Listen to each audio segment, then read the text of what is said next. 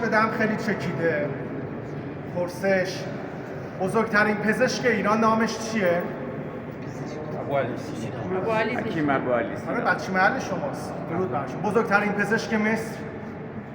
سینوحه مصری. درود بر شما. انگلیسی‌ها به دارو چی میگن؟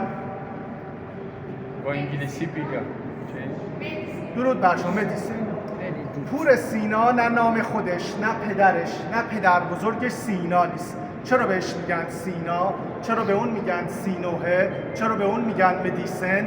مدیسن یک واژه ایرانی از ریشه اوستایی مزسینه. اونو گزارش نمیدم، خیلی طولانی میشه، تو کتابام گزارش دادم. خب نخستین کار سیمرغ چیه؟ بچه‌هایی که آلبینیس دارن، بیماری ازالی دارن رو پرورش میده. دومین کار چیه؟ شوربختانه مردم بهش میگن سزارین.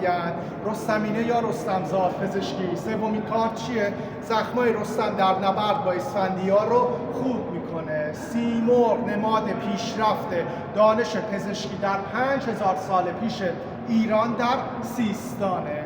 شهر سوخته، ما یه شهری داریم نزدیک زابل، 57 کیلومتری زابل به نام شهر سوخته. 5000 سال پیش ما جراحی مغز داشتیم.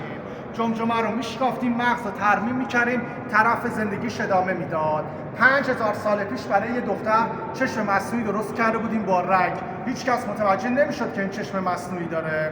پس بنابراین سیمرغ نماد پیشرفت دانش پزشکیه. سیمرغ در زبان اوستایی بوده سعینه. این سعینه در زبان امروزی شد سینا. بنابراین هر که از نظر پزشکی پیشرفت میکرد بهش میگفتن سینا، سینوحه و مدیسن. خیلی چکیده. مارای رو دوش ضحاک. پرسش: انگلیسی‌ها به فلز مس چی میگن؟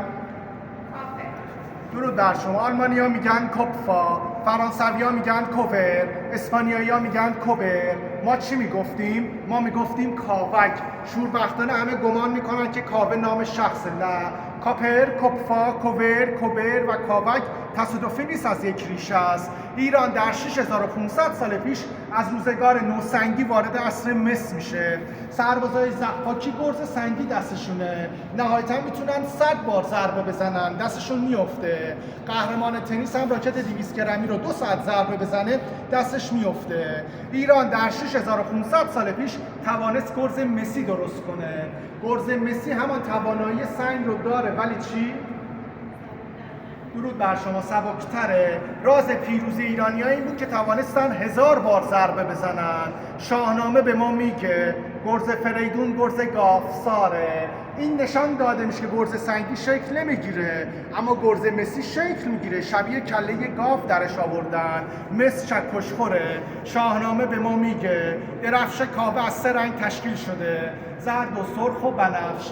من معدن مس رفتم، مثل خام زرد و سرخ و بنفشه. مسایی که تو خونه های شماست همه تغییر آلیاژ داده شده، به رنگ مسی در اومده. سربازای ایرانی گرز، سپر، نیزه رو دوششونه، دارن از کوهکمر میرن به سمت پایتخت ضحاک بابل. سربازای ضحاکی از دور اینا رو میبینن، نور خورشید به این افسارهای جنگی میخوره. سربازای ضحاکی میگن یک درفش کاوک داره میاد. شوربختانه همه گمان میکنن که درفش یعنی پرچم. نه، درفش و درخش از یک ریشه است. هنگامی که میگیم درفش کاوه یعنی درخشندگی مس. ایرانی‌ها با فناوری جدیدی که داشتن توانستن حکومت 1000 ساله ضحاک رو شکست بدن. مهر آفریدگار 5 سال راهنمای آرامگاه هستم. یک کتاب البته برای شماها نه، چون شما خطتون کرلیک هست. من یکی هدیه به پهلوان میدم، ولی برای مهمانایی که ایرانی هستن یک کتاب نوشتم به نام باغ بهشت، چاپ 7م شده. حوض داستانش چیه، فروهر داستانش چیه، تندیسای درون داستانش چیه، دیو برای شما خیلی پرسشه. 10% دیو گفتم، ما بقیش تو کتاب مارهای روی دوش ضحاک داستانش چیه. افسون بر این 5 پرسش مهم مهمانا رو درون کتاب پاسخ دادم. کتاب باغ بهشت، ساختمان روبرو، گنجینه توس به فروش میره. هر کدوم از دوستان اگر مهر بورزه کتاب رو تهیه کنه، نامش رو به خط پهلوی اشکانی براش مینویسم. پهلوان اگه میخوام فاتحه بفرستم برن سر قبل.